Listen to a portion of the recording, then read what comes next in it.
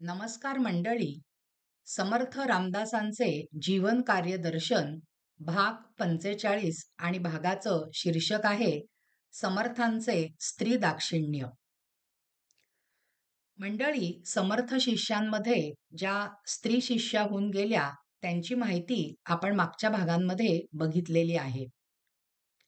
आजच्या भागाचं जे शीर्षक आहे समर्थांचं स्त्री दाक्षिण्य, म्हणजे स्त्रियांबद्दल त्यांचं मत काय होतं, त्यांचे विचार काय होते, त्यांनी आपल्या संप्रदायामध्ये स्त्रियांना कशा प्रकारे समावेश करून दिला, त्यांच्या संप्रदायातल्या प्रमुख स्त्री शिष्यांची नावं काय आहेत, हे आपण आजच्या भागामध्ये समजावून घेणार आहोत. मंडळी, समर्थांच्या काळामध्ये स्त्री जीवन पराकोटीचे कठीण बनलं होतं.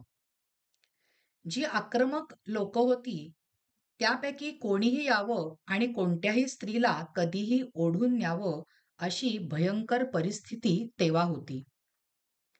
असंख्य बलात्कारित स्त्रिया गुलाम म्हणून विकल्या जात होत्या. हे सर्व सत्वहीन झालेला जो समाज आहे तो समाज दुबळेपणाने केवळ बघत बसलेला होता. मंडळी, तीर्थाटन करणाऱ्या सर्वच संतांनी ही दारुण अवस्था पाहिली होती, पण त्याचे प्रतिबिंब केवळ समर्थांच्याच वाङ्मयामध्ये उमटलेलं दिसतं. अन्यायाची ही भेसूर वास्तवता अनुभवून समर्थांचा जीव गलबलून गेला. त्यांच्या मनाला असंख्य वेदना झाल्या. देशस्थिती अशी भयंकर असताना केवळ परमार्थ किंवा भजन कीर्तनाचा उपदेश कुचकामीच होता हे समर्थांना जाणवलं आणि स्त्रियांच्या रक्षणासाठी पुरुषांना शक्तीची उपासना त्यांनी सांगितली. अशा प्रकारे समर्थ हे खरोखर द्रष्टे होते. स्त्रियांविषयीचा समर्थांचा दृष्टिकोन हा अतिशय उदार होता. स्त्रियांचं शिक्षण, उपेक्षित स्त्रियांना मार्गदर्शन, विधवांचा प्रश्न अशा अनेक समस्यांचा उहापोह श्रोते हो आज वेगवेगळ्या प्रकारे परिसंवादातून किंवा चर्चांमधून केला जातो, अवलंबला जातो. त्यावर उदंड विचार मंथनही होतं. उपाय योजनांचा खल होतो. पण विशेष असं आहे मंडळी की समर्थांनी या सर्व समस्यांचा 300-350 वर्षापूर्वी सखोल विचार केला होता आणि म्हणूनच समर्थांनी आपल्या संप्रदायात स्त्रियांनाही प्रवेश दिलेला होता आणि अधिकार पाहून त्यांची महंत पदावरही स्थापना केलेली होती बरं का.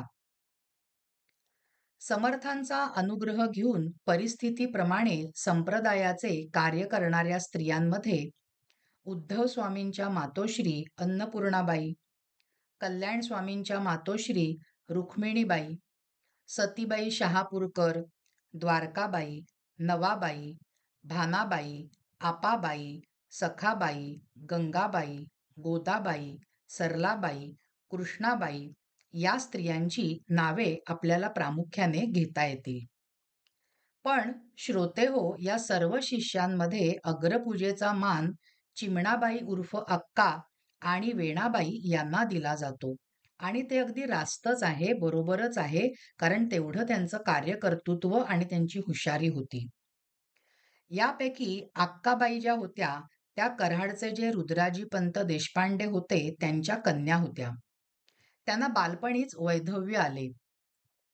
कराडला असताना समर्थांनी त्यांना अनुग्रह दिला. त्या फार हुशार आणि धोरणी होत्या. समर्थ असताना तर सज्जनगडाची सर्व व्यवस्था अक्का पाहतच असत. पण समर्थ समाधीस्थ झाल्यानंतर श्रोते हो 37 वर्ष सज्जनगडाची उत्तम व्यवस्था त्यांनी पाहिलेली आहे, चालवलेली आहे. आपणामागून संप्रदाय अक्काने चालवावा अशी समर्थांच्या मनामध्ये इच्छा होती. सर्वांनी कोणा एकाच्या आज्ञेत वागावे असा नियम घालून द्यावा अशी अक्का स्वामींनी समर्थांना विनंती केली होती. तेव्हा समर्थ म्हणाले होते, तूच हे काम कर. त्यावर अक्का स्वामी म्हणाल्या होत्या, मी अनधिकारी स्त्री आहे व पुढे वंशही नाही. तेव्हा समर्थांनी उद्धवाला ते काम सांगितले. यावरून समर्थांच्या दृष्टीने संप्रदायामध्ये अक्कास्वामींचे स्थान केवढे होते याची कल्पना येते मंडळी. अक्कांइतकेच असामान्य स्थान वेणाबाईंचे होते. वेणाबाईंबद्दलची आपण माहिती मागच्या भागांमध्ये बघितलेली आहे.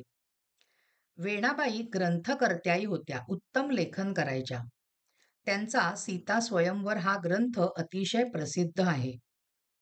इसवी सन 1655 मध्ये मिरजेला समर्थांनी मठ स्थापन केला आणि त्या मठावर वेणाबाईंची नियुक्ती केली. वेणाबाईंच्या बाह्याबाई, सखूबाई, अक्काबाई, मुधाबाई, बाकूबाई, भीमाबाई इत्यादी शिष्या होत्या. मंडळी, समर्थ प्रताप लिहिणारे जे गिरीधर स्वामी आहेत ते बाह्याबाईंचे शिष्य होते. अर्थात समर्थांच्या सहवासामध्ये सुद्धा ते राहिलेले होते काही वर्ष. वेणाबाईंप्रमाणेच समर्थांची अजून एक शिष्या अंबिकाबाई. ह्यांचे 2 मठ, एक गगनबावडा संस्थानात राशीवडे येथे होता आणि दुसरा वाळवे येथे होता. अशी ही समर्थांच्या स्त्री शिष्यांची हकीकत आहे. यावरून एक गोष्ट उघडच होईल की समर्थांनी स्त्री म्हणून कोणाचा दुस्वास केलेला नाहीये.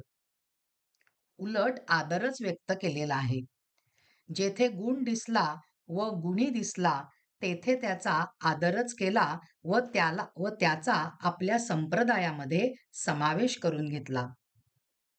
ज्या काळामध्ये संतपदावर आरूढ झालेले थोर विचारवंत देखील बायका पोरांकडे दुर्लक्ष करत होते, त्यांचं स्थान थोडंसं दुय्यम मानत होते, अशा काळात समर्थांनी त्या उपेक्षितांचं अंतरंग ओळखलं. त्यांच्या सुप्त स्त्री शक्तीला आवाहन केलं आणि त्यांचा आपल्या संप्रदायात समावेश करण्याचं औदार्य, चातुर्य व गुणग्राहकता दाखवली. म्हणजे या सगळ्या मुद्द्यांवरनं आपल्या लक्षात येतं मंडळी, समर्थांनी स्त्री पुरुष असा भेदभाव केलेला नाहीये. त्याचा जेवढा अधिकार असेल तर तो पुरुष असो किंवा स्त्री असो, त्यांनी आपल्या संप्रदायामध्ये त्यांचा समावेश करून त्यांना त्यांच्या त्यांच्या अधिकार परत्वे काय दिलेलं आहे, कर्तव्य दिलेलं आहे, सत्ता दिलेली आहे किंवा सत्ता म्हणण्यापेक्षा त्यांना महंतही केलेला आहे, मठाचा अधिपती सुद्धा बनवलेला आहे. अशा प्रकारे मंडळी, आज आपण समर्थांचं जे स्त्री दाक्षिण्य आहे ते आपल्या नुसत्या वाङ्मयातनच नाही, समर्थांच्या वाङ्मयामध्ये स्त्रीबद्दलचा कुठलाही अवहेलना करणारा शब्द आपल्याला सापडत नाही मंडळी. म्हणजे आपल्या वाङ्मयामधनं स्त्रीबद्दल कुठलाही अनुदार उद्गार त्यांनी काढलेला नाहीये. पण उदारमतवादी हा जो त्यांचा विचार होता स्त्रीबद्दलचा, तो त्यांनी आपल्या कृतीमधनं सिद्ध केला. आणि ही गोष्ट मंडळी 300-350 वर्षापूर्वी तत्कालीन समाजाची विचारधारा बघू जाता समर्थांनी ही जी कृती केली, ही कृती खरोखर वाखाणण्याजोगी आहे. ह्यामधनं सुद्धा त्यांचं द्रष्टेपण जे आहे ते दृष्टोपत्तीस येतं. मंडळी, आपला आजचा हा भाग इथेच संपलेला आहे. तुम्हाला जर का हा भाग आवडला असेल तर ह्या भागाला लाईक करा, ह्या भागाला शेअर करा आणि अश्विनी साठे या नावाचं जे यूट्यूब चॅनल आहे त्याला सुद्धा नक्की नक्की सबस्क्राईब करा. मंडळी, अजून एक सूचना इथे द्यायची आहे, ती म्हणजे स्पंदन अकॅडमी नावाचं आपलं एक शैक्षणिक चॅनल सुद्धा आहे यूट्यूब वरती.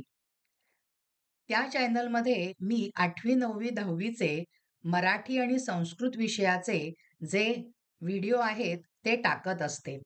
आपल्या ओळखीचे कोणी 8वी 9वी 10वीतले विद्यार्थी असतील तर त्यांना आपलं जे स्पंदन अकॅडमी नावाचं यूट्यूब चॅनल आहे ते सुद्धा नक्की सबस्क्राईब करायला सांगा.